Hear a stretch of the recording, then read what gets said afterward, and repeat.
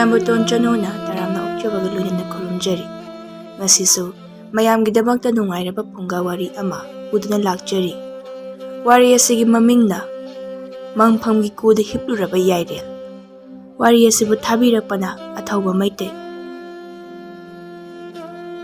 ꯃꯃꯥꯡꯉꯩ ꯃꯇꯝ ꯑꯃꯒꯤ ꯋꯥꯔꯤꯅꯤ꯫ ꯏꯅꯥꯛ ꯌꯥꯝꯅ ꯈꯨꯟꯕ ꯑꯆꯧꯕ ꯈꯨꯜ ꯑꯃꯗꯅꯤ꯫ ꯈꯨꯜ ꯑꯗꯨꯗ ꯃꯤ ꯐꯨꯝꯐꯝ ꯃꯪ ꯑꯆꯧꯕ ꯑꯃ ꯈꯨꯜ ꯑꯗꯨꯒꯤ ꯃꯌꯥꯏꯗ ꯂꯩꯔꯝꯃꯤ꯫ ꯃꯪ ꯑꯗꯨꯒꯤ ꯃꯔꯛꯇ ꯅꯨꯃꯤꯗꯥꯡ ꯈꯨꯗꯤꯡꯒꯤ ꯃꯩꯕꯨꯜ ꯍꯧꯏ ꯍꯥꯏꯅꯕ ꯃꯪꯐꯝ ꯑꯃ ꯌꯥꯎꯔꯝꯃꯤ꯫ ꯃꯪꯐꯝ ꯑꯗꯨꯕꯨ ꯁꯪꯂꯤꯕ ꯅꯨꯄꯥ ꯑꯗꯨꯁꯨ ꯑꯍꯤꯡꯗꯗꯤ ꯌꯥꯔꯛꯇ꯭ꯔꯦ, ꯃꯔꯝꯗꯤ ꯃꯪꯐꯝ ꯑꯗꯨ ꯀꯤꯕꯗꯒꯤ꯫ ꯅꯨꯃꯤꯗꯥꯡ ꯑꯃ ꯈꯨꯜ ꯑꯗꯨꯒꯤ ꯃꯤꯑꯣꯏ ꯑꯃ ꯁꯤꯔꯦ ꯍꯥꯏꯗꯨꯅ ꯃꯪꯐꯝ ꯑꯗꯨꯗ ꯐꯨꯝꯕ ꯆꯠꯅꯕ ꯂꯩꯀꯥꯏꯒꯤ ꯃꯤꯑꯣꯏ ꯈꯔ ꯁꯦꯝ ꯁꯥꯟꯅꯔꯝꯃꯤ꯫ ꯀꯨ ꯁꯦꯝꯕ ꯌꯥꯏꯃ ꯀꯧꯕ ꯅꯨꯄꯥ ꯅꯍꯥ ꯑꯃꯅ ꯃꯌꯥꯝꯗ, "ꯃꯤꯗꯤ ꯈꯔ ꯌꯥꯝꯅ ꯆꯠꯁꯤꯀꯣ, ꯌꯣꯝꯄꯥꯛꯇꯨꯁꯨ ꯌꯥꯔꯒꯗꯤ 5-6 ꯄꯥꯏꯕꯤꯔꯣ ꯈꯨꯔꯥꯇꯣꯝꯕ꯫ ꯃꯌꯥꯝ ꯂꯩꯕꯥꯛꯇꯨ ꯁꯠ ꯁꯠ ꯇꯧꯊꯣꯛꯂꯒ ꯁꯠ ꯁꯠ ꯐꯨꯝꯖꯤꯜꯂꯒ ꯌꯨꯝꯗ ꯁꯠ ꯁꯠ ꯍꯜꯂꯛꯅꯕ"꯫ ꯈꯨꯔꯥꯇꯣꯝꯕꯅ, "ꯏꯕꯨꯡꯉꯣ ꯌꯥꯏꯃ, ꯀꯔꯤꯁꯨ ꯇꯧꯔꯣꯏꯗ. ꯃꯌꯥꯝ ꯀꯣꯛꯇꯨ ꯈꯨꯗꯩ ꯑꯃꯃꯝ ꯂꯣꯏꯅ ꯌꯦꯠꯄꯤꯌꯨ. ꯍꯣꯔꯦꯟ ꯑꯀꯤ ꯑꯈꯪ ꯅꯪꯂꯒ ꯁꯝ ꯅꯥ ꯌꯨꯡꯂꯗꯤ ꯍꯛꯆꯥꯡ ꯐꯠꯀꯟꯗꯦ. ꯏꯅꯥꯎꯆꯥ, ꯌꯨꯝꯗꯨꯒꯤ ꯃꯅꯤꯡꯗꯒꯤ ꯌꯣꯝꯄꯥꯛ ꯑꯃꯠꯇ ꯍꯥꯟꯅ ꯂꯧꯔꯣ. ꯃꯩꯅꯝꯁꯨ ꯈꯔ ꯌꯥꯝꯅ ꯄꯨꯁꯤ"꯫ ꯀꯨ ꯁꯦꯝꯕ ꯌꯥꯏꯃꯗꯣ ꯃꯇꯣꯝꯇ, "ꯀꯩ ꯀꯥꯟꯗꯕꯗ, ꯑꯍꯤꯡꯁꯤꯗ ꯁꯤꯗꯕ ꯌꯥꯗ꯭ꯔꯕꯗꯨ ꯃꯉꯥꯏ. ꯈꯨꯔꯥ, ꯃꯣꯏ ꯁꯥꯒꯩ ꯅꯥꯇꯩ ꯑꯍꯜ ꯂꯃꯟꯁꯤꯡ ꯂꯥꯛꯀꯗꯕꯒꯗꯤ ꯋꯥꯠꯂꯤꯕ ꯖꯥꯠꯂꯥ? ꯑꯌꯨꯛ ꯂꯥꯛꯀꯦ ꯍꯥꯏꯕ ꯌꯥꯎꯔꯕꯗꯤ ꯑꯌꯨꯛ ꯑꯣꯏꯅ ꯐꯨꯝꯕ ꯌꯥꯏꯗꯅ. ꯃꯥꯒꯤ ꯁꯥꯒꯩ ꯅꯥꯇꯩ ꯂꯩꯔꯒꯕꯨ ꯑꯁꯨꯛ ꯊꯤꯅ ꯅꯥꯔꯒ ꯁꯤꯔꯤꯕꯁꯦ ꯁꯤꯒꯗ꯭ꯔꯣ? ꯑꯉꯛꯄ ꯃꯃꯥ ꯃꯄꯥꯅꯤꯗꯀꯣ, ꯌꯥꯏꯔꯦ ꯅꯪꯒꯤ ꯅꯃꯥ ꯅꯄꯥꯁꯤꯡꯗꯣ. ꯅꯄꯥꯅ ꯅꯨꯄꯤ ꯑꯃ ꯀꯣꯏꯔꯝꯃꯤ ꯍꯥꯏꯕꯒꯤꯗꯃꯛꯇꯕꯨ ꯅꯃꯥꯗꯨꯁꯨ ꯃꯌꯨꯝ ꯍꯦꯛꯇ ꯄꯥꯟꯊꯣꯛꯈꯤꯗ. ꯈꯨꯔꯥ, ꯏꯗꯣꯝꯆꯥ ꯆꯥꯎꯕꯤꯗꯨꯁꯨ ꯃꯌꯨꯝ ꯌꯥꯝ ꯊꯨꯅ ꯄꯥꯟꯗ꯭ꯔꯣ? ꯈꯨꯔꯥ ꯄꯤꯁꯛꯅ ꯅꯨꯄꯤ ꯀꯣꯏ ꯍꯦꯛ ꯇꯥꯕꯒ ꯏꯗꯣꯝꯆꯥ ꯆꯥꯎꯕꯤ ꯆꯦꯟꯈꯤꯕꯗꯣ ꯅꯨꯃꯤꯠ 2 ꯐꯥꯗꯦꯅꯦ. ꯅꯣꯡꯃ ꯅꯤꯅꯤꯗꯕꯨ ꯑꯗꯨꯛ ꯊꯨꯅ ꯅꯨꯄꯥ ꯀꯣꯏꯕꯁꯤꯕꯨ. ꯆꯥꯎꯕꯤꯁꯨ ꯑꯆꯦꯡꯕ ꯇꯟꯖꯥ ꯉꯥꯏꯔꯝꯃꯤꯖꯥꯠꯅꯤ. ꯑꯗꯨ ꯑꯣꯏꯔꯗꯤ ꯈꯨꯔꯥ, ꯏꯗꯣꯝꯆꯥ ꯆꯥꯎꯕꯤꯗꯨꯗꯤ ꯈꯨꯔꯥ ꯄꯤꯁꯛꯅ ꯅꯨꯄꯤ ꯀꯣꯏꯔꯦ ꯍꯦꯛ ꯇꯥꯕꯒ ꯅꯨꯃꯤꯠꯇꯨꯗ ꯆꯦꯟꯊꯣꯛꯈꯤꯕ ꯀꯔꯤ ꯀꯩꯗꯧꯒꯦ? ꯅꯣꯡꯃ ꯅꯤꯅꯤ ꯉꯥꯏꯅꯕꯒꯤ ꯀꯔꯤ ꯃꯊꯧꯅꯣ ꯃꯇꯝ ꯃꯥꯡꯅꯕ? ꯈꯗ꯭ꯔꯛ ꯃꯗ꯭ꯔꯛ, ꯂꯝꯁꯤ ꯁꯤꯔ ꯐꯗꯧꯅꯤ, ꯂꯝꯒꯤ ꯁꯥꯗꯣ. ꯑꯗꯣ ꯌꯥꯏꯃ, ꯄꯤꯁꯛꯇꯨꯕꯨ ꯁꯤꯈ꯭ꯔꯕ ꯖꯥꯠꯂꯅꯦ? ꯃꯁꯛ ꯃꯁꯥ ꯎꯈꯤꯗꯕ ꯀꯨꯏꯔꯦꯅꯦ. ꯁꯤꯔꯝꯃꯣꯏ ꯈꯨꯔꯥ. ꯂꯥꯡꯐꯩꯗ ꯊꯕꯛ ꯁꯨꯕ ꯃꯤꯅꯤ, ꯖꯨꯠ ꯀꯩꯁꯨ ꯆꯥꯔꯝꯃꯣꯏ. ꯃꯥꯁꯨ ꯂꯝꯒꯤ ꯁꯥꯅꯤ. ꯂꯝ ꯈꯨꯗꯤꯡꯒꯤ ꯃꯇꯨ ꯃꯆꯥ ꯑꯃꯃꯝꯗꯤ ꯂꯣꯏꯅ ꯊꯝꯂꯝꯅꯤ." ꯌꯥꯏꯃ, ꯅꯪꯒꯤ ꯋꯥꯗꯨ ꯑꯩꯉꯣꯟꯗ ꯌꯧꯔꯛꯀꯦ ꯇꯧꯏꯅꯦ. ꯑꯩꯗꯤ ꯂꯪꯐꯩꯗ ꯂꯩꯔꯛꯂꯒꯁꯨ ꯑꯗꯨꯗꯤ ꯇꯧꯗꯦꯀꯣ. ꯈꯨꯔꯥꯅ ꯇꯧꯗꯕꯒꯤꯅꯤ ꯑꯩꯅ ꯑꯇꯧꯕ ꯃꯤꯁꯤꯡꯗꯣ ꯈꯨꯔꯥꯒꯤ ꯃꯥꯡꯗ ꯆꯩꯕ ꯉꯝꯂꯤꯕꯁꯦ. ꯈꯨꯔꯥꯗꯤ ꯆꯥꯎꯈ꯭ꯔꯕ ꯈꯨꯜ ꯑꯁꯤꯒꯤ ꯃꯤꯑꯣꯏꯁꯤꯡꯅ ꯀꯣꯛ ꯅꯣꯜꯂꯤꯕ ꯑꯍꯜꯅꯤ. ꯐꯔꯦ ꯐꯔꯦ, ꯌꯣꯝꯄꯥꯛꯁꯨ ꯄꯨꯊꯣꯔꯛꯂꯦ. ꯅꯪꯒꯤ ꯀꯨꯗꯣ ꯁꯦꯝꯕ ꯂꯣꯏꯁꯤꯜꯂꯣꯅꯦ ꯌꯥꯏꯃ. ꯏꯅꯥꯎꯆꯥ. ꯈꯨꯔꯥꯕꯨ, ꯊꯣꯛꯈꯤꯕꯗ ꯅꯪꯒꯤ ꯌꯨꯝꯒꯤ ꯌꯣꯝꯄꯥꯛꯇꯨꯁꯨ ꯄꯥꯏꯁꯤꯜꯂꯧꯀꯣ. ꯐꯅꯤ ꯈꯨꯔꯥ꯫ ꯌꯥꯏꯃꯗꯤ ꯑꯁꯤ ꯑꯅꯥꯒꯤ ꯋꯥꯔꯤꯔꯣꯝꯗ ꯑꯃꯨꯛ ꯂꯥꯛꯄꯗꯨꯗ ꯈꯪꯀꯤꯃꯨꯛ ꯀꯤꯔꯛꯏ꯫ ꯌꯥꯏꯃꯅ, "ꯑꯗꯣ ꯈꯨꯔꯥ, ꯃꯤꯗꯤ ꯈꯔ ꯌꯥꯝꯅ ꯆꯠꯁꯤꯀꯣ. ꯑꯩꯈꯣꯏ 10 ꯆꯠꯀꯗꯧꯔꯤꯕꯁꯦ ꯌꯥꯏꯃ, ꯇꯜꯂꯤꯗ ꯅꯨꯄꯥꯅꯕꯣ." ꯌꯥꯏꯔꯦꯟꯒꯤ ꯑꯁꯤꯕ ꯍꯛꯆꯥꯡꯗꯨ ꯀꯨꯗ ꯍꯥꯞꯂꯒ ꯃꯪꯐꯝꯂꯣꯝꯗ ꯃꯤ 6ꯅ ꯊꯥꯡꯂꯛꯏ꯫ ꯀꯨ ꯄꯨꯕ ꯌꯥꯎꯕ ꯂꯨꯈꯣꯏ ꯀꯧꯕ ꯅꯨꯄꯥ ꯑꯃꯅ, "ꯈꯨꯔꯥꯇꯣꯝꯕ." "ꯍꯥꯎꯅꯦ, ꯇꯥꯏꯅꯦ." "ꯈꯨꯔꯥ, ꯃꯤ ꯑꯁꯤꯕꯒꯤ ꯀꯨꯁꯦ ꯃꯤ 4 ꯈꯛꯅ ꯄꯨꯅꯕꯗꯥꯏꯅꯦ." "ꯏꯕꯨꯡꯉꯣ ꯂꯨꯈꯣꯏ, ꯌꯥꯏꯔꯦꯟꯒꯤ ꯍꯛꯆꯥꯡꯒꯤ ꯐꯤꯕꯝ ꯑꯣꯜꯂꯒ ꯆꯜꯂꯤꯕ ꯀꯨꯅꯤ. ꯅꯪꯒꯨꯝꯕ 2ꯃꯨꯛꯇꯤ ꯋꯥꯡꯂꯝꯒꯅꯤꯗꯣ ꯑꯁꯤꯕꯁꯦ." "ꯃꯥꯅꯤ ꯃꯥꯅꯤ ꯈꯨꯔꯥ, ꯋꯥꯡ ꯆꯥꯎꯕ ꯑꯉꯥꯡꯅꯤ. ꯃꯕꯨꯛ ꯃꯄꯥꯎ ꯐꯈ꯭ꯔꯕ ꯑꯉꯥꯡꯁꯦ. ꯂꯥꯏꯁꯤꯅ ꯅꯪ ꯍꯣꯏꯔ ꯃꯇꯥꯒꯨꯝ ꯍꯦꯛꯇ ꯂꯧꯁꯤꯜꯂꯤꯗ. ꯑꯣꯟꯊꯣꯛꯄꯅꯤ ꯃꯤꯑꯣꯏꯕꯒꯤ ꯂꯥꯏꯕꯛ. ꯑꯐꯕ ꯃꯤꯁꯦ ꯌꯥꯝꯅ ꯉꯟꯒꯜꯂꯤꯗ." "ꯑꯐꯕ ꯃꯤꯁꯨ ꯀꯨꯏꯅ ꯍꯤꯡꯕ ꯑꯗꯨꯝ ꯂꯩꯕꯅꯤ ꯂꯨꯈꯣꯏ." "ꯃꯥꯅꯤ ꯈꯨꯔꯥ, ꯁꯦꯔꯥꯝꯒꯤ ꯈꯨꯔꯥ ꯀꯣꯟꯗꯨꯝꯗꯨꯁꯨ ꯀꯨꯏꯅ ꯍꯤꯡꯉꯤꯅꯤ ꯈꯨꯔꯥ. ꯃꯥꯁꯨ ꯑꯗꯨꯝ ꯐꯕ ꯃꯥꯜꯂꯤꯅꯦ." ꯈꯨꯔꯥꯇꯣꯝꯕꯅ, "ꯀꯗꯥꯏꯗꯒꯤꯅꯣꯗꯣ ꯏꯕꯨꯡꯉꯣ. ꯁꯦꯔꯥꯝꯒꯤ ꯀꯣꯟꯗꯨꯝꯗꯨꯕꯨ ꯀꯔꯤꯗ ꯐꯔꯤꯒꯦ? ꯃꯥꯕꯨ ꯀꯔꯤꯗ ꯐꯔꯤꯅꯣ? ꯊꯥꯏꯅ ꯑꯔꯥꯝꯕꯝꯒꯤ ꯇꯥꯗ ꯏꯕꯣꯕꯤꯒꯤ ꯃꯪꯐꯝꯗꯣ ꯑꯍꯤꯡꯗ ꯇꯧꯔꯝꯕ ꯃꯤꯗꯨꯕꯨ ꯐꯔꯤꯕ꯭ꯔꯣ ꯍꯥ? ꯀꯔꯝ ꯀꯥꯟꯗ ꯀꯔꯤ ꯇꯧꯔꯤꯕ ꯃꯥꯗꯤ? ꯏꯍꯦ, ꯅꯪ ꯁꯦꯔꯥꯝꯒꯤ ꯀꯣꯟꯗꯨꯝꯗꯣ ꯀꯅꯥꯅ ꯃꯁꯛ ꯈꯪꯗ꯭ꯔꯤꯕ ꯑꯣꯏꯔꯦ? ꯅꯣꯏꯗꯤ ꯑꯉꯥꯡꯅꯤ, ꯈꯪꯂꯝꯂꯣꯏꯅꯤ. ꯈꯨꯜꯁꯩ ꯌꯥꯝꯅ ꯆꯥꯎꯕꯅꯤ. ꯃꯤ 50,000 ꯂꯩꯕ ꯈꯨꯟꯖꯥꯎꯅꯤ. ꯃꯍꯥ ꯍꯨꯔꯥꯟꯕ ꯃꯤꯅꯤꯅꯦ ꯀꯣꯟꯗꯨꯝꯗꯣ. ꯑꯔꯥꯝꯕꯝ ꯇꯥꯗ ꯏꯕꯣꯕꯤ ꯁꯤꯕꯗ ꯃꯕꯨꯛ ꯐꯕ ꯁꯥꯕ ꯃꯆꯥꯅꯨꯄꯥ ꯃꯃꯧꯁꯤꯡꯗꯨꯅ ꯃꯪꯐꯝꯗ ꯃꯄꯥꯗꯣ ꯐꯨꯝꯂꯝꯗꯥꯏꯗ ꯀꯞ ꯂꯥꯎꯗꯅ ꯃꯉꯛ ꯁꯝꯗꯨꯗ ꯁꯅꯥꯒꯤ ꯂꯤꯛꯀ ꯍꯨꯛꯆꯤꯟꯕꯤꯗꯅ ꯁꯅꯥꯒꯤ ꯈꯨꯖꯤꯒ ꯁꯤꯖꯤꯟꯕꯤꯗꯅ ꯃꯁꯤꯗ ꯃꯄꯥ ꯅꯤꯡꯕꯀ ꯁꯥꯗꯅ ꯍꯨꯔꯥꯟꯕꯒꯤ ꯃꯆꯥꯁꯤꯡꯗꯨꯅ ꯅꯨꯃꯤꯠꯇꯣ ꯃꯪꯐꯝꯗꯨꯗ ꯀꯨꯝꯍꯩ ꯑꯣꯏꯍꯟꯈꯤꯕꯅꯤ. ꯃꯄꯥꯗꯨꯅ ꯍꯤꯡꯂꯤꯉꯩ ꯃꯇꯝꯗꯅ ꯁꯟ ꯂꯣꯏꯐꯝꯗꯨꯗ ꯊꯝꯕꯤꯔꯦꯔꯒ ꯌꯥꯏꯃꯅ ꯏꯄꯨ ꯏꯕꯣꯕꯤ ꯁꯛꯇꯨꯕꯨ ꯍꯨꯔꯝꯕ ꯃꯤꯔꯣ ꯈꯨꯔꯥ? ꯅꯠꯇꯦꯗ, ꯁꯨꯝ ꯍꯥꯏꯕꯒꯤ ꯋꯥꯅꯤ. ꯃꯄꯥ ꯅꯤꯡꯕ ꯁꯥꯕꯁꯤꯡꯗꯨꯅ ꯇꯥꯗ ꯏꯕꯣꯕꯤ ꯐꯨꯝꯕꯗ ꯍꯥꯞꯈꯤꯕ ꯁꯅꯥꯁꯤꯡꯗꯣ ꯁꯦꯔꯥꯝ ꯀꯣꯟꯗꯨꯝꯅ ꯃꯪꯗꯣ ꯇꯧꯔꯒ ꯂꯧꯊꯣꯛꯈꯤꯕ ꯃꯥꯜꯂꯤ. ꯈꯨꯔꯥ, ꯑꯗꯨꯗꯤ ꯏꯄꯨ ꯏꯕꯣꯕꯤꯒꯤ ꯃꯆꯥꯅꯨꯄꯥꯁꯤꯡ ꯃꯃꯧꯁꯤꯡꯗꯨꯅ ꯑꯗꯨꯛ ꯐꯠꯇ꯭ꯔꯒ ꯑꯗꯨꯛ ꯀꯨꯏꯅ ꯍꯤꯡꯂꯤ ꯀꯩꯒꯤꯅꯣ? ꯀꯗꯥꯏꯗꯒꯤ ꯍꯤꯡꯕꯅꯣ? ꯂꯣꯏ ꯁꯤꯈ꯭ꯔꯕꯅꯤ. ꯃꯤꯍꯥꯠꯄ ꯑꯃꯅ ꯃꯌꯨꯝꯗ ꯂꯣꯏꯅ ꯇꯨꯝꯅ ꯍꯥꯠꯇꯣꯛꯄꯤꯔꯝꯃꯦꯗꯅ. ꯑꯗꯨꯗꯤ ꯁꯦꯔꯥꯝꯒꯤ ꯀꯣꯟꯗꯨꯝꯅ ꯑꯣꯏꯔꯝꯅꯤ ꯈꯨꯔꯥ. ꯂꯨꯈꯣꯏꯅ ꯀꯩꯅꯣ ꯍꯥꯏꯁꯤꯕꯣ? ꯃꯤꯍꯠꯄ ꯍꯥꯏꯕ? ꯃꯌꯥꯝꯅ ꯆꯤꯡꯅꯕꯗꯤ ꯀꯣꯟꯗꯨꯝꯅꯤ. ꯈꯣꯡꯁꯦ ꯅꯨꯡꯗ ꯀꯥꯎꯁꯤꯜꯂꯦꯗ. ꯀꯣꯟꯗꯨꯝꯗꯣ ꯁꯅꯥ ꯊꯤꯕꯒꯤ ꯃꯤ ꯑꯁꯤꯕ ꯐꯨꯝꯐꯝ ꯃꯪꯐꯝ ꯑꯇꯩꯁꯨ ꯌꯥꯝꯅ ꯇꯧꯔꯝꯒꯗꯕ ꯃꯥꯜꯂꯤ.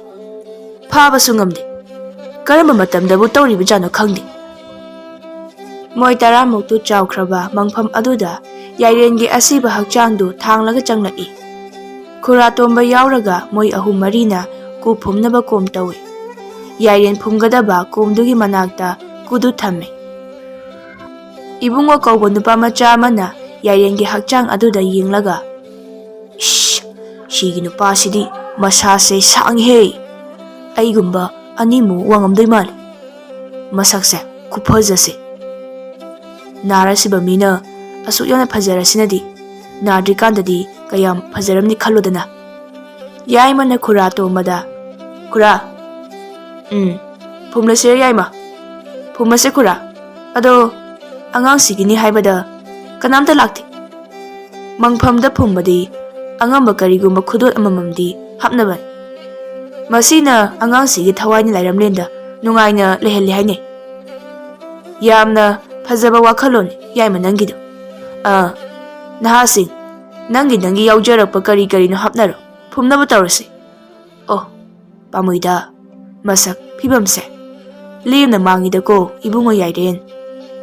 ꯏꯕꯨꯡꯉꯣ ꯀꯧꯕ ꯅꯍꯥꯗꯨ ꯌꯥꯏꯔꯦꯟꯗ ꯀꯤꯅ ꯌꯦꯡꯉꯤ.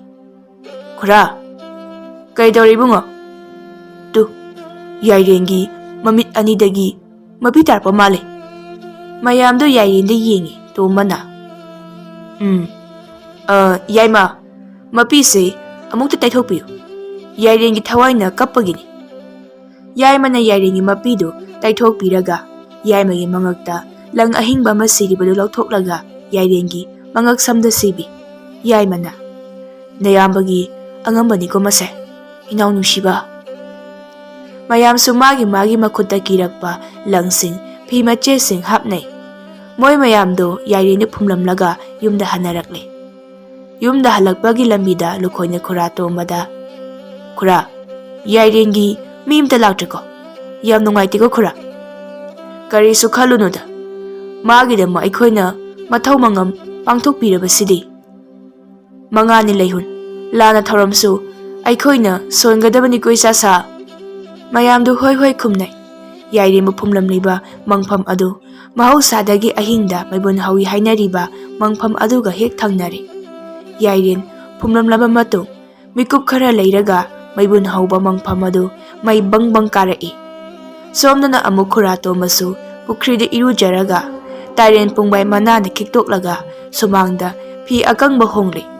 ꯈꯨꯔꯥꯇꯣꯝꯕꯒꯤ ꯅꯨꯄꯤꯅ ꯑꯉꯥꯡꯗꯨꯗꯤ ꯃꯐꯝ ꯆꯥꯅ ꯐꯨꯝꯂꯝꯕ꯭ꯔꯥ ꯃꯣꯏ ꯃꯄꯥ? ꯂꯥꯏꯐꯝꯅꯤ ꯍꯥꯏꯅꯕ ꯑꯋꯥꯡꯂꯣꯡꯒꯤ ꯃꯪꯐꯝ ꯑꯃ ꯂꯩꯕꯗꯣ ꯑꯗꯨꯒ ꯍꯦꯛ ꯊꯪꯅꯅ ꯐꯨꯝꯂꯝꯂꯦ. ꯑꯗꯨꯗꯤ ꯆꯥꯛꯇꯣ ꯆꯥꯊꯣꯛꯄꯤꯔꯨ ꯂꯥꯎ.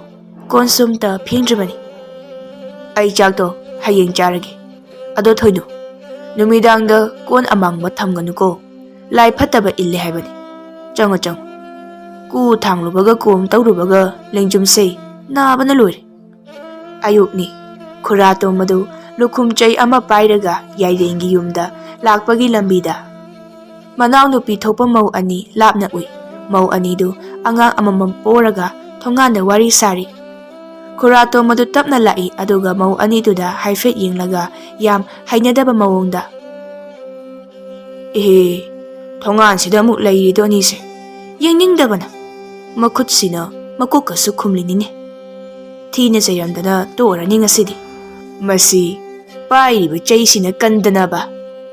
ꯃꯧ ꯑꯅꯤꯗꯨ ꯈꯨꯔꯥꯇꯣꯝ ꯑꯗꯨ ꯎꯕꯗ ꯃꯃꯤꯠ ꯃꯅꯥꯗꯨ ꯀꯨꯔꯨꯛ ꯀꯨꯔꯨꯛ ꯌꯦꯡꯅꯔꯤ꯫ ꯃꯧ ꯑꯍꯜꯅ, "ꯇꯣꯛꯑꯒꯦꯗ, ꯈꯨꯝꯗ꯭ꯔꯁꯨ ꯌꯥꯕꯁꯤꯕꯨ, ꯏꯋꯥꯒ ꯍꯦꯛ ꯄꯣꯛꯃꯤꯟꯅꯕꯁꯨ ꯅꯠꯇꯕꯁꯤꯗ." ꯃꯧ ꯑꯇꯣꯝꯕꯤꯅ, "ꯑꯩꯗꯤ ꯁꯨꯛꯈꯨꯝꯕꯨ ꯈꯨꯝꯗ꯭ꯔꯦꯗ ꯏꯆꯦ, ꯁꯥꯒꯩ ꯌꯨꯝꯅꯥꯛ ꯃꯥꯟꯅꯕꯁꯨ ꯅꯠꯇꯕꯁꯤꯕꯨ. ꯍꯣꯏ, ꯆꯦꯜꯂꯛꯄ ꯂꯨꯍꯣꯡꯕ ꯀꯨꯏꯗ꯭ꯔꯤꯉꯩ ꯃꯇꯝꯗꯕꯨꯗꯤ ꯅꯅꯥꯎ ꯅꯨꯄꯥꯅ ꯈꯨꯝꯃꯨ ꯍꯥꯏꯔꯝꯃꯤ. ꯍꯧꯖꯤꯛꯇꯤ ꯈꯨꯝꯗ꯭ꯔꯕꯁꯨ ꯀꯔꯤꯝꯇ ꯍꯥꯏꯈꯤꯗ꯭ꯔꯤ. ꯑꯩꯁꯨꯅꯦꯃꯤ, ꯃꯤ ꯃꯃꯥꯡꯗ ꯐꯖꯗꯦ ꯆꯠꯅꯕꯤꯅꯦꯅ ꯃꯇꯝ ꯈꯔ ꯈꯗ꯭ꯔꯛ ꯇꯧꯔꯝꯕꯩ ꯋꯥꯅꯤ. ꯍꯧꯖꯤꯛꯇꯤ ꯃꯋꯥ ꯂꯧꯗ꯭ꯔꯦ, ꯈꯨꯝꯃꯔꯣꯏ." ꯈꯨꯔꯥꯇꯣꯝ ꯑꯗꯨ ꯂꯝꯕꯤꯗ ꯂꯥꯛꯄꯗ ꯃꯧ ꯑꯅꯤꯗꯨꯒꯤ ꯃꯅꯥꯛ ꯅꯛꯁꯤꯜꯂꯛꯏ꯫ ꯈꯨꯔꯥꯇꯣꯝ ꯑꯗꯨ ꯈꯔ ꯁꯥꯊꯤꯕ ꯃꯤ ꯑꯣꯏꯕꯅ ꯃꯧ ꯑꯅꯤꯗꯨ ꯑꯃꯨꯛꯁꯨ ꯀꯤꯕꯣꯏ ꯀꯔꯤꯑꯣꯏ ꯂꯥꯞꯅ ꯊꯩꯗꯣꯛꯏ꯫ ꯃꯧ ꯑꯍꯜꯅ, "ꯏꯅꯥꯎ, ꯏꯇꯩ ꯂꯥꯛꯏ ꯃꯥꯜꯂꯦ."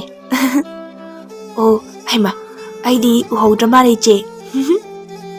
ꯈꯨꯔꯥꯇꯣꯝꯕꯅ, "ꯍꯩ, ꯆꯠꯊꯣ, ꯃꯤꯠ ꯅꯥ ꯌꯦꯡꯅꯤꯡꯗꯦ, ꯈꯔꯒ ꯂꯥꯞꯅ ꯊꯩꯗꯣꯛꯎ. ꯄꯥꯏꯔꯤꯕ ꯆꯩꯁꯤꯅ ꯐꯗ꯭ꯔꯠ ꯐꯗ꯭ꯔꯠ ꯀꯥꯁꯤꯜꯂꯛꯀꯅꯤ. ꯅꯀꯣꯛꯇ ꯀꯨꯞꯄꯤꯕ ꯅꯈꯨꯠꯇꯣ ꯊꯨꯅ ꯂꯧꯊꯣꯛꯎ.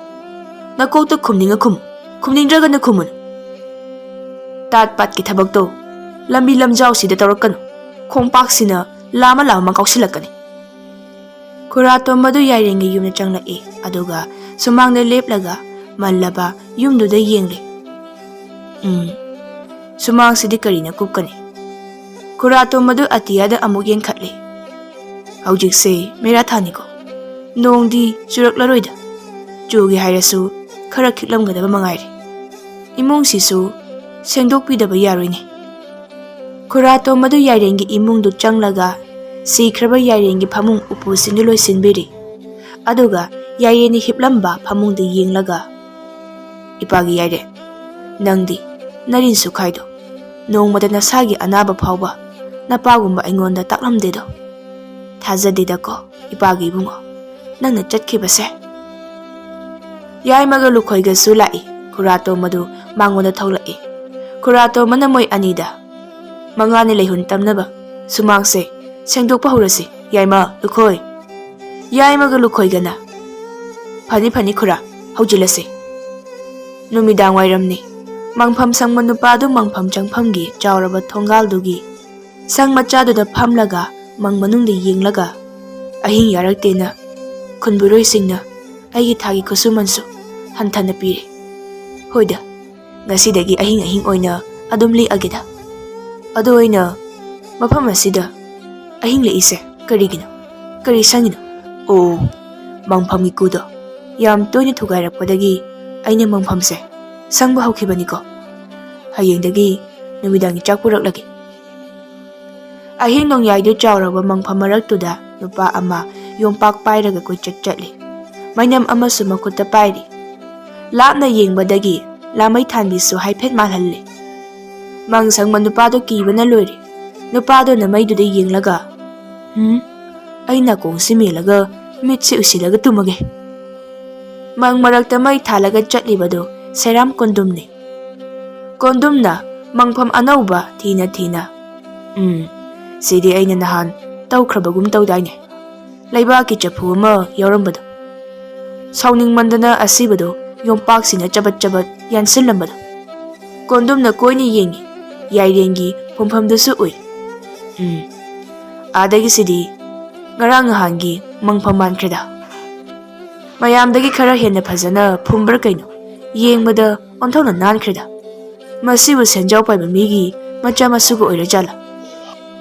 ꯀꯣꯟꯗꯨꯝꯗꯨ ꯌꯥꯏꯔꯦꯟꯒꯤ ꯑꯁꯤꯕ ꯍꯛꯆꯥꯡ ꯐꯨꯝꯐꯝ ꯂꯣꯝꯗ ꯃꯩꯕꯨꯟꯗꯨ ꯄꯥꯏꯔꯒ ꯂꯥꯛꯏ꯫ Somdana amuk mangpham sangma nupadu sangdudagi mangaktu lithoklaga kondumda yengli.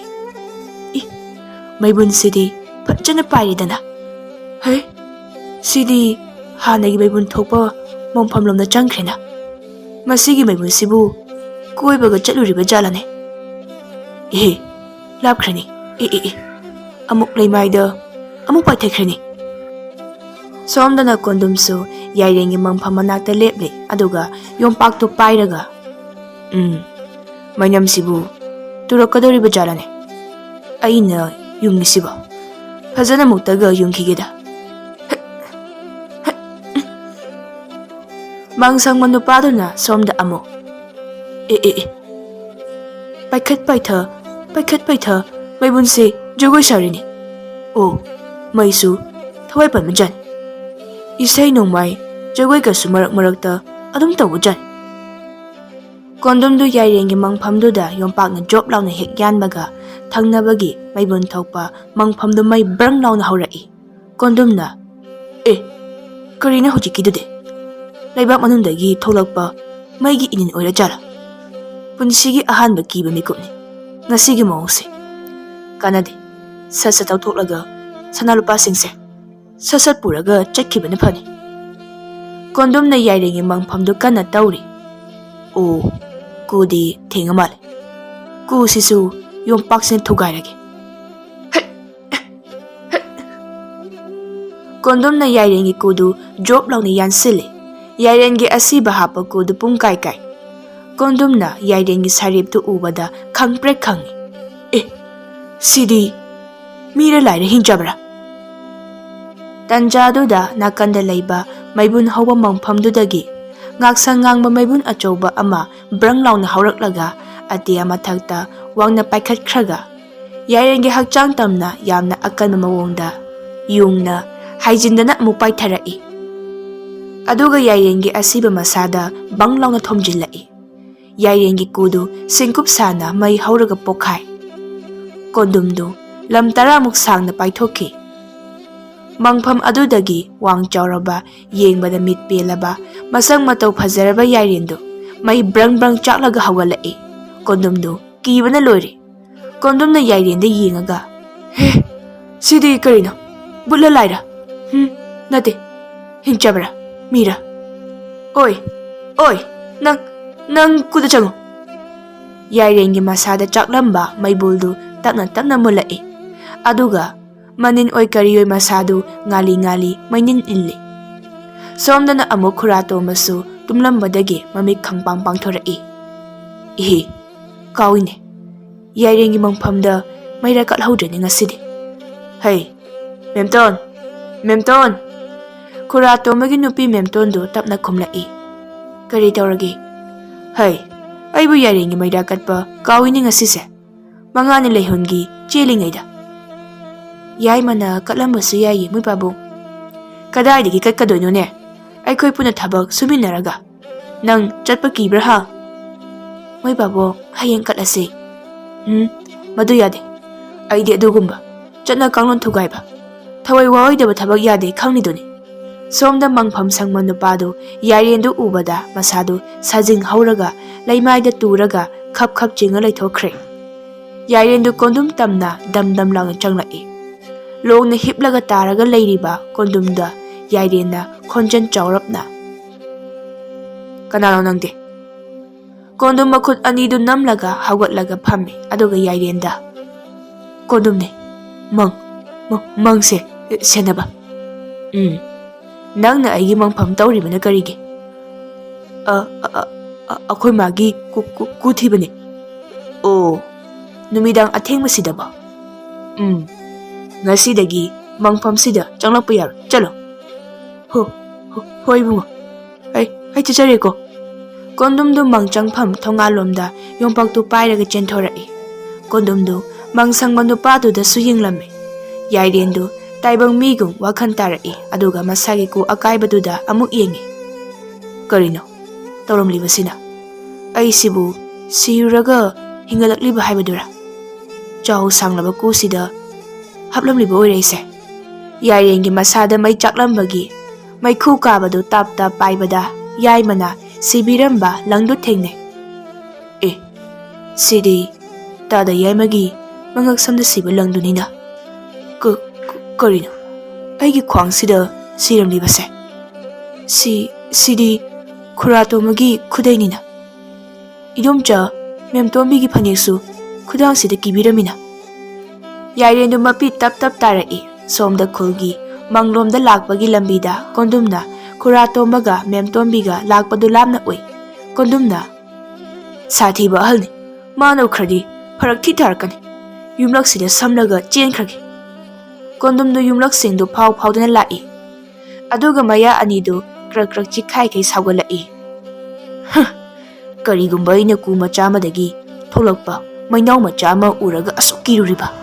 ꯑꯩꯒꯤ ꯈꯨꯠꯇꯒꯤ ꯁꯥꯒꯩ ꯑꯃ ꯇꯨꯝꯈ꯭ꯔꯕꯅꯤ꯫ ꯁꯥꯒꯩꯗꯨꯒꯤ ꯁꯅꯥ ꯂꯨꯄꯥ ꯈꯧꯖꯥꯎ ꯍꯨꯈ꯭ꯔꯕ ꯅꯨꯄꯥꯅꯤ ꯑꯩ꯫ ꯃꯤ ꯑꯁꯤꯕ ꯍꯥꯞꯄ ꯀꯨ ꯂꯤꯁꯤꯡ ꯊꯨꯒꯥꯏꯔꯛꯂꯕ ꯅꯨꯄꯥꯅꯤ꯫ ꯀꯨ ꯃꯅꯨꯡꯗ ꯃꯊ꯭ꯋꯥꯏ ꯂꯥꯜꯂꯝꯗꯕ ꯍꯤꯡꯂꯝꯕ ꯀꯌꯥ ꯑꯩꯅ ꯃꯈꯣꯔꯤ ꯃꯦꯠꯈꯥꯏꯔꯒ ꯍꯥꯠꯇꯣꯛꯄꯤꯔꯝꯕ ꯀꯌꯥꯅꯤ꯫ ꯑꯗꯨꯒ ꯉꯁꯤꯅ ꯀꯔꯤꯒꯤ ꯃꯩꯕꯨꯟ ꯃꯩꯅꯥꯎꯗꯨꯅ ꯃꯥꯡꯗ ꯁꯠ ꯂꯥꯎꯅ ꯐꯥꯎꯒꯠꯂꯛꯂꯒ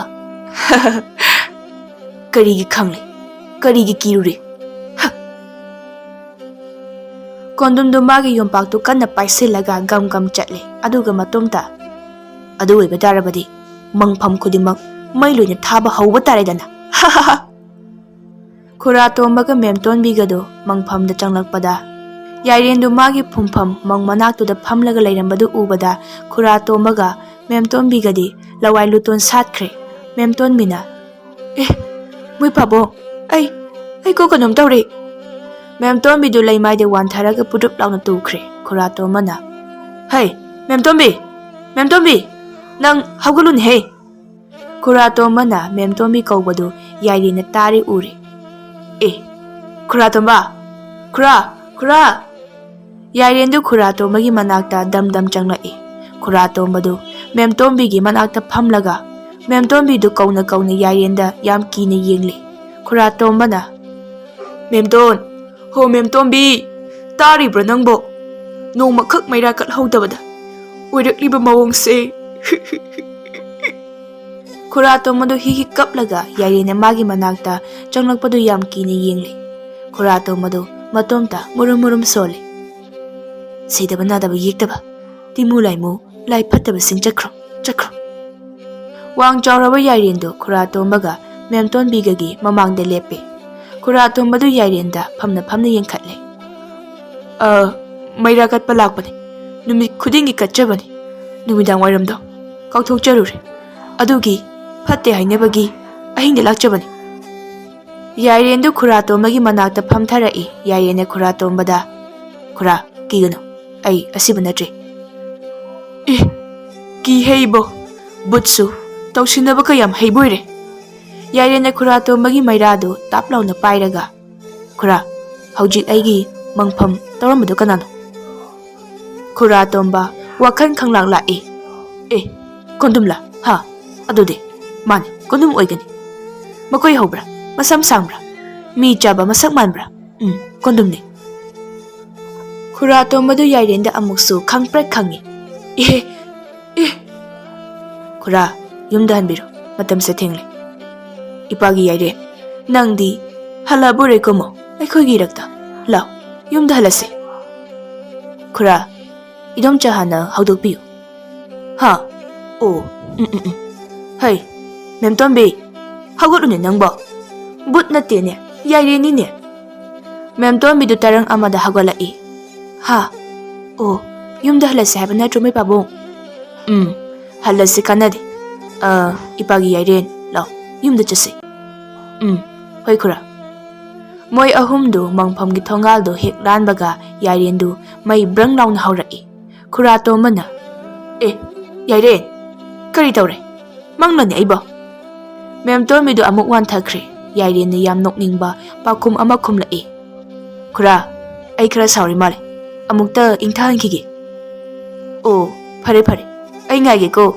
ꯆꯪꯉꯨ, ꯃꯅꯨꯡꯒꯤ ꯎ ꯃꯈꯣꯡꯁꯤꯗ ꯐꯝꯁꯤ." ꯃꯣꯏ ꯑꯅꯤꯗꯨ ꯉꯥꯏꯍꯥꯛ ꯑꯃꯨꯛ ꯐꯝꯃꯤ꯫ ꯈꯨꯔꯥꯇꯣꯝꯕꯅ "ꯁꯥꯎꯔꯤꯕ꯭ꯔꯣ ꯅꯪꯕꯨ, ꯌꯥꯏꯔꯦꯟ?" "ꯌꯥꯔꯅꯤ ꯈꯜꯂꯦ ꯈꯨꯔꯥ, ꯆꯠꯂꯁꯦ." Yairen mangphamgi thongan hek lanbaga masadu mai brang amu hauraki. Yairen na khura tomada tapna. Khura, ai mangphamgi wangmadagi hedokpa yaroi. Karigumba khurana nachabu uninglakpa mikupta. Mafam asida lauko. Khura tomadu hik kapi. Oh, ipagi ibungo Yairen. Nangdi khoigi irakta halakpu oiramdredo. Numit kharanigi matungni chauraba khul adu Yairengi warina wai chairai. Khul adugi laikai amadani matai manau amana angang macha ama iu jabiri. Angang dugi mamana magi nupada. Yam tamnara maline mangphamdo moi mapa. Mangina. Tamnaba kaisu oiramoida thoibi. Ku phakpa nupado oiramni. Kainoda mapa. Ku phakpa minabu maibun olaga atiyada payebra. Kana uragi maibun paibado. Mahausa lamai thanmi khara tholami haibadi tai. Ado haujiti mado angangda libinaba wari oirabani. Numidang wairam amani laikai amada angang khara khongjong mi sanari. Angang amana aidi horen akhoi bajiga but yenguni noi pubiroi. Angang amana akhoi bajina maigi but ama pharaga purakani hai horen. Apikpa angang amana amo. Chiche aigi subut piyu ko. Hoi, lemadi pigi ko nanaw. Laikai adugi khungi pukri achauba amagi manakta kon phengbi nupi kharaso wari sari. Nupi amana. Kanana lira iwari no neche. Ine memto mina hairakpani. Ine memto midi mangphamduda adum wanthara maledana. Mana wakhan tarakpada Yairendo mai chaklaga leplerami. Oh, adudi Yairen oitarine maibun thoi hainabada. Kaino daiche maibun thokpadi kuire kaino. Aini yum palakringaidagi tholamena hainarami. Yairendi ngarangta sibani. Nongma ninigi matungni mangphamgi mayaida kondom amadi kondomna neklakpa sathiba nupa kuntramo mainam amamam pairaga chatli. Kondomna hawrasira dudi maya aikhoigi sathibado utlasine. Hey, ibomcha ngasidi ku areba makhai mai loje thagadabani ko. Yam sathira male maibun onma nupado. Sanahan horen maibun onma nupado hek tholakpaga purakliba ising singdo panghaide haijiluko. Sanahalna hoi ta kondom ai tawrkiyum. Kondom dung mangpham ama yompak na job tawrai. But na ngambra ai na ngambra yengna taridana ngasidi. Moi kuntra muktu magi thokpa mangsingdu pangtawda tawnaringai. Taingo ko nupa amana yam kina.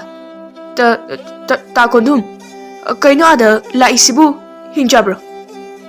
Hey, sanahal ising du payo. Yairen mai brang hauraga moi mayamdugi manata changlai. Miki laiki da nupa amana Yairenda yompak na job law na hygiene na yansinki.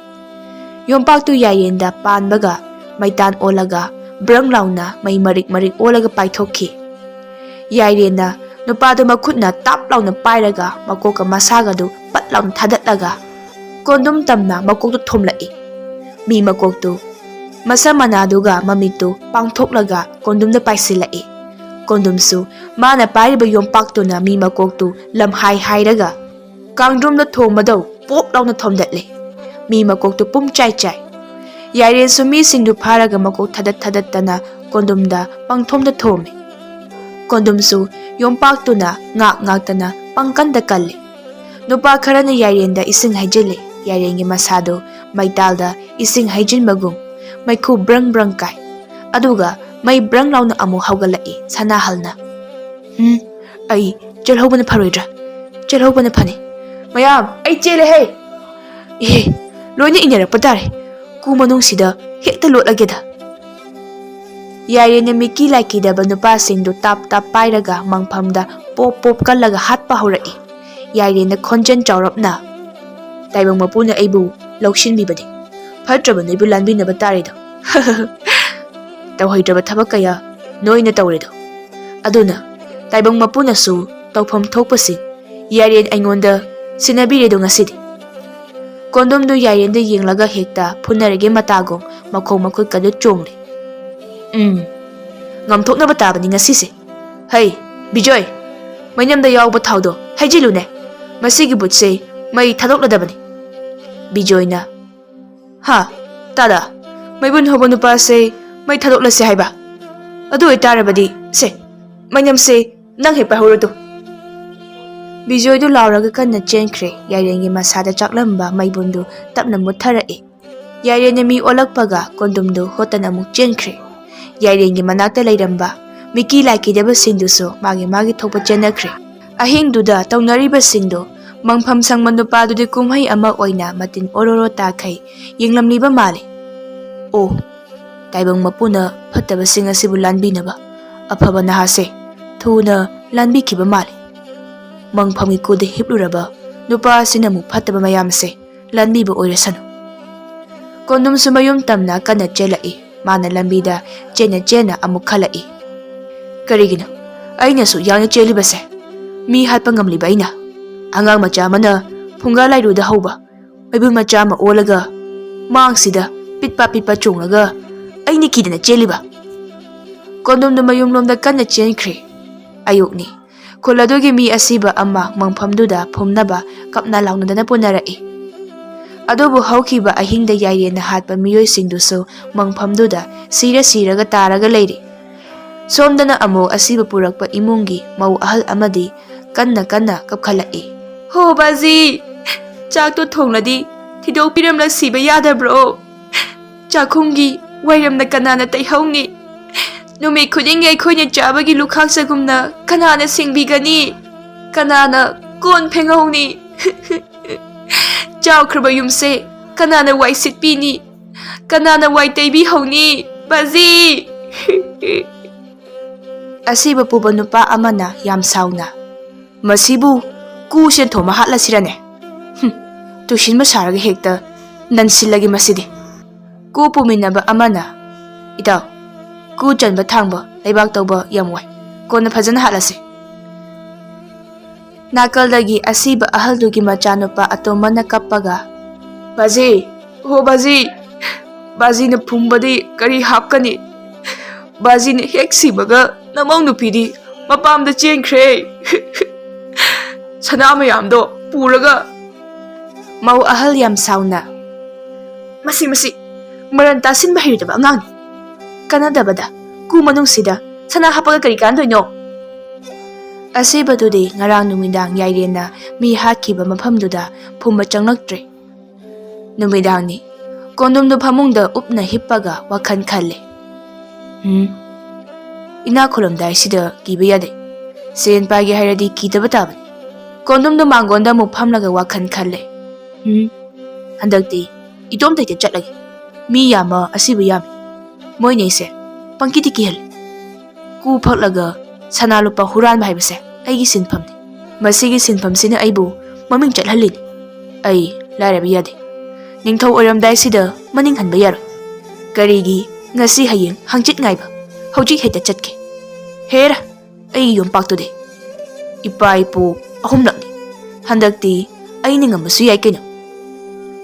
Kondumdu achoba yompak ama pairaga machi marumna lotana mongpham manungda changlai. Aduga mamitu chapumuk laukai khawang leiledana yengi. Oh, maibun onba mi macha pictrudu tumkramale. Somgi lambida lei chairibasi. Oh, ngasi mi asiba kharadi phumkhredana. Kondumdu mai macha ama pairaga lei chaiba lambi adomda lumdana lai. Oh, ina khunba sagaigi ku male. Kadai ai yompakto. Kondumdu mamituna mangphamduda yenglaga magi yompakto makhutuna tap launa pairaga thangatpada yompakto machi lengde. Karino yompak sina thangatpa yadrisina. Kondumdu yompakta yengadawgi sat launa leithorakpada kondumgi manakta yairendu samumuk chauna phamlaga leiramme. Kondumdu khangprek khangi yairena kondumda. Nangbu chaka charabro ha kondum. Kondumdu masa thak nikhai yairena tapna. Ku asimatang phaklaga ngasina mangpham tawagi sinphamse tokcheragi. Yairendu kondumgi yompakto tap launa pairaga kondumgi mangak samduda job launa yansili. Kondumdu mangaka masaga tokhai tai. Yairenna nangidamaktani aina asi leibakta chatluraga amu halaklibase mangphamse aigi yumni phattaba sa ngasi asi Yairengi lana thauram numitni adubu khurato mana Yairengi lana thauram du tawhandre Yaimana khurato mada khura soraki pochaidi loini langsilure selsu tap ta ki sangkhre chebausu kuye chatkhiba Yaima sidaba mibu karam haina sora songadoinu changning masen changsanu horenu mamphamda chaluse haibadu kibra khura aidi yaujaroige ki bagi wanati phare ki bagi budi mandida nangi nawungdu ai chapchana khang Yairengi yumda nupa naha ani hum lai khurato mana Yaimada kana no phajom phingau ilaga lai basingsina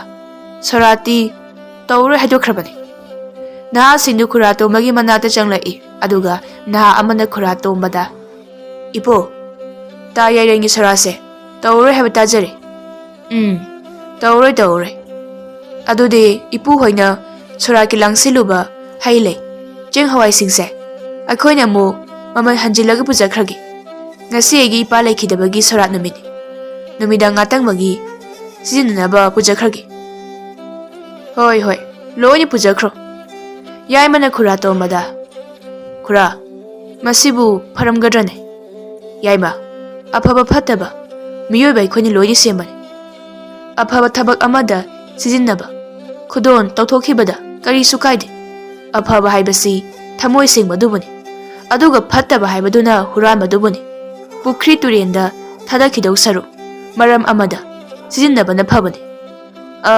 isusa aisu thangma yauge ko nangi pot singse Yairensu taibang mi amagum hingduna mangpham adubu senari khurato masu numit khudingi Yairenbu unaba chatlame mangpham adu Yairenna numidang khudingi mainam kaya thanduna khuladogi miyoi singi numidangi mityengpham kumai ohellame Yairenna aise mi oladi phanida thongan hiklanmaga mai brang hekta hoba Kiba khangdaba khul adogi angang singdi mangphamgi maingandu yengma changnari amadi Yairenga khangnaba loinabasu yaunarakle asumna phatraba kondumdu hatkraba matungdagi mangpham aduda makha tana thohningdaba thodok amata thokhidre khul adusu aki akhang leitana nungaina pankhirame